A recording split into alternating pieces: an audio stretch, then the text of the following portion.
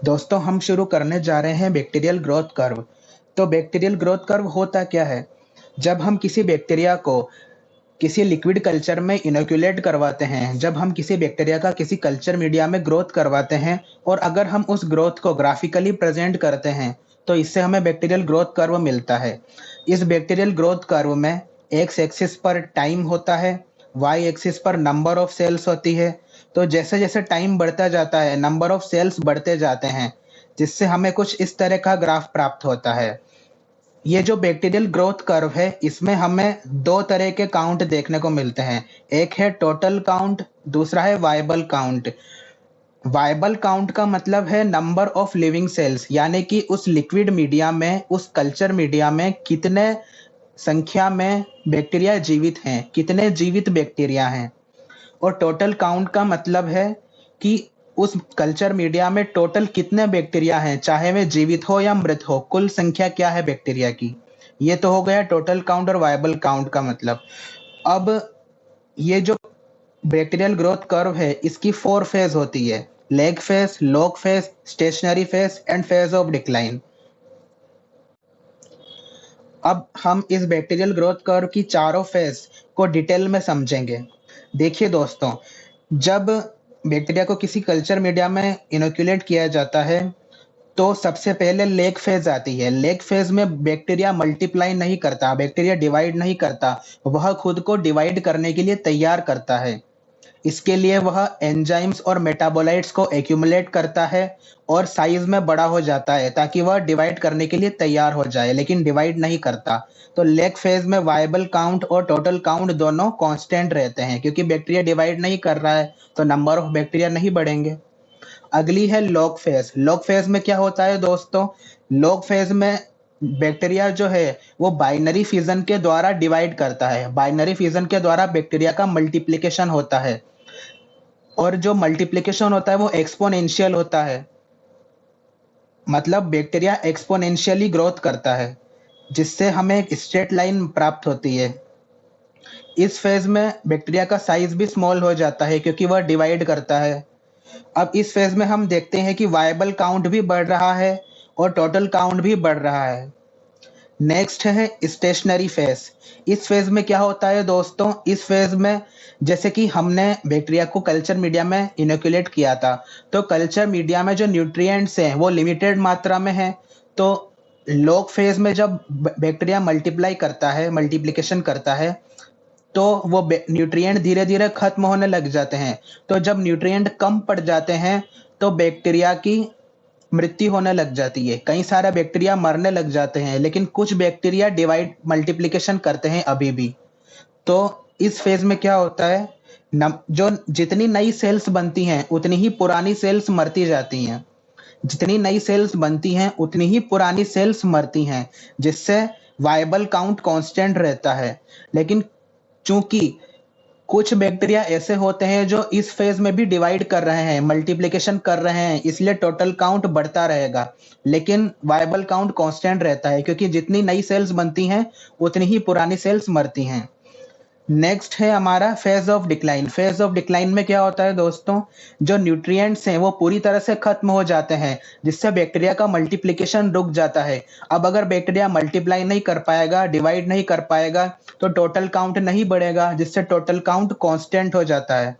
लेकिन viable count गिरने लगता है, क्योंकि जो जीवित बैक्टीरिया हैं न्यूट्रिएंट्स के खत्म होने की वजह से वो मरने लगते हैं और वायबल काउंट डिक्रीज होने लगता है। यह है फेज ऑफ डिक्लाइन। तो दोस्तों, जैसा कि हमने देखा कि lag phase, log phase, stationary phase और डिक्लाइन फेज, टोटल 4 फेज होती है बैक्टीरियल ग्रोथ कर्व में। अब हम देखते हैं अलग अलग फेज के क्या क्या कैरेक्टरिस्टिक्स हैं। तो बैक्टीरिया डिवाइड करते हैं, लेग फेज में नहीं करते हैं, लॉग फेज में करते हैं, स्टेशनरी फेज में करते हैं, डिक्लाइन फेज में नहीं करते हैं। बैक्टीरियल डेथ, बैक्टीरियल डेथ होती लेग फेज में नहीं होती है, लॉग फेज में नहीं होती है, स्टेशनरी फेज में होती है क्योंकि न्यूट्रिएंट्स कम पड़ जाते हैं, डिक्लाइन फेज में भी होती है। टोटल काउंट लेग फेज में कांस्टेंट रहता है, लॉग फेज में बढ़ता है, स्टेशनरी फेज में बढ़ता है और डिक्लाइन फेज में कांस्टेंट रहता है। वायबल काउंट लेग फेज में कांस्टेंट रहता है, लॉग फेज में बढ़ता है, स्टेशनरी फेज में कांस्टेंट रहता है और डिक्लाइन फेज में घटता है। लेग फेज में क्या होता है दोस्तों, इस फेज में मल्टीप्लिकेशन नहीं होता है, सिर्फ बैक्टीरिया खुद को मल्टीप्लिकेशन के लिए तैयार करता है। Accumulation of enzymes and metabolites attains maximum size, bacteria अपनी मैक्सिमम साइज गेन कर लेता है और एंजाइम्स और मेटाबोलाइट्स को एक्यूमुलेट करता है ताकि वह मल्टीप्लिकेशन कर सके। टोटल काउंट कांस्टेंट रहता है, वाइबल काउंट भी कांस्टेंट रहता है। दोस्तों नेक्स्ट है लॉग फेज। लॉग फेज में बैक्टीरिया एक्सपोनेंशियल ग्रोथ करता है। बैक्टीरिया बाइनरी फिजन की हेल्प से डिवाइड करता है जिससे उसकी साइज स्मॉल हो जाती है। यह फेज मेटाबॉलिकली एक्टिव होती है, इसका मतलब लॉग फेज में सबसे ज्यादा बायोकेमिकल रिएक्शंस होती हैं। इस फेज में बैक्टीरिया यूनिफॉर्मली स्टैंड होता है। अगर हम ग्राम स्टेन से स्टैंड करेंगे तो हमें यूनिफॉर्मली स्टैंड बैक्टीरिया प्राप्त होंगे। मैक्सिमम एक्शन ऑफ एंटीबायोटिक्स, इसका मतलब ये है कि लॉग फेज में एंटीबायोटिक्स का एक्शन मैक्सिमम होता है क्योंकि इसी फेज में सबसे ज़्यादा बायोकेमिकल रिएक्शंस होती हैं। दोस्तों नेक्स्ट है स्टेशनरी फेज। इस फेज में न्यूट्रिएंट्स की कमी होने लग जाती है। इसके अलावा टॉक्सिक प्रोडक्ट्स और ऑटोलाइटिक एंजाइम्स एक्यूमुलेट होते हैं जिसकी वजह से बैक्टीरियल सेल की डेथ होने लग जाती है। यहाँ पर number of cells formed is equal to number of cells die. इसका मतलब जितनी नई सेल्स बनती हैं उतनी ही पुरानी सेल्स मरती हैं, जिसकी वजह से हमारा वायबल काउंट फ्लैट होता है, मतलब कांस्टेंट रहता है, और टोटल काउंट इंक्रीज होता है। इस फेज की कुछ और खास बातें हैं दोस्तों, जैसे कि ग्राम वेरिएबिलिटी। अगर हम इस फेज में ग्राम स्टेन से स्टेन करते हैं तो हमें यूनिफॉर्मली स्टैंड बैक्टीरिया नहीं मिलेंगे, हमें वेरिएबली स्टैंड बैक्टीरिया मिलेंगे। इस फेज में स्टोरेज ग्रेन्यूल्स बनते हैं क्योंकि न्यूट्रिएंट्स की कमी हो जाने लगती है, इसलिए बैक्टीरिया स्टोरेज ग्रेन्यूल्स का निर्माण करता है। इसी फेज में स्पोर्स का भी निर्माण होता है। स्पोरुलेशन की प्रक्रिया भी इसी फेज में होती है क्योंकि न्यूट्रिएंट्स की कमी होने लग जाती है, इसलिए बैक्टीरिया सर्वाइव करने के लिए स्पोर का निर्माण करता है। इसके अलावा प्रोडक्शन ऑफ एक्सोटॉक्सिन्स, एंटीबायोटिक्स और बैक्टीरियोसिन्स, इनका प्रोडक्शन भी बैक्टीरिया इसी फेज में करता है। नेक्स्ट है दोस्तों डिक्लाइन फेज।